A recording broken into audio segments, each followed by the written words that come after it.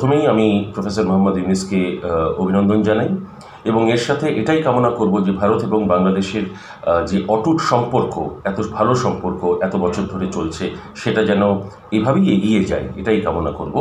তবে এর সাথে ভূ রাজনৈতিক বিষয়ে যেই পর্যালোচনা চলছে সেই হিসেবে দেখতে গেলে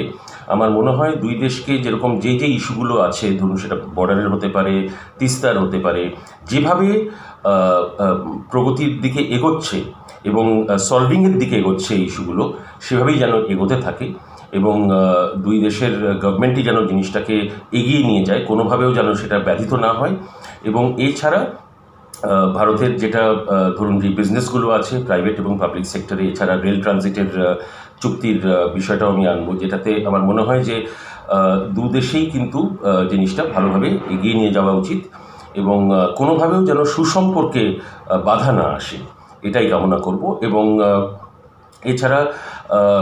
ভূ রাজনৈতিক দিক থেকে আরেকটা জিনিস আমার বলার কথা, যে ধরুন এখন যদি কোনোভাবেও অন্য কোনো তৃতীয় শক্তির দিক থেকে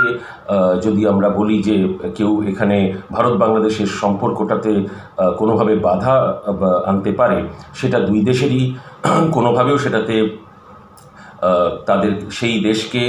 কোনোভাবেও সামনে আনা উচিত নয় এবং দুই দেশ কিন্তু দুই দেশের সম্পর্কে বাইল্যাটারাল রিলেশনশিপ সবসময় বাইল্যাটারালি থাকা উচিত।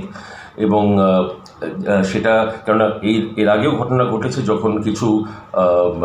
টেররিস্ট গ্রুপ বাংলাদেশ থেকে অনেক কাল আগে অপারেট করতো এবং সেটাতে ভারত ডেফিনেটলি অনেক কমপ্লেন জানিয়েছিল এবং আস্তে আস্তে সেটা নির্মূল হয়ে যায়। এবং আশা করি এরপরে কোনোভাবেও ভারত বাংলাদেশের সম্পর্কে যেন কোনো বাধা না আসে, কোনো কাটা না আসে এবং যেভাবে এগোচ্ছে ভারত বাংলাদেশ সেভাবেই যেন দুই দেশের সুসম্পর্কটা এগিয়ে যেতে পারে। এবং আমার মনে হয় যে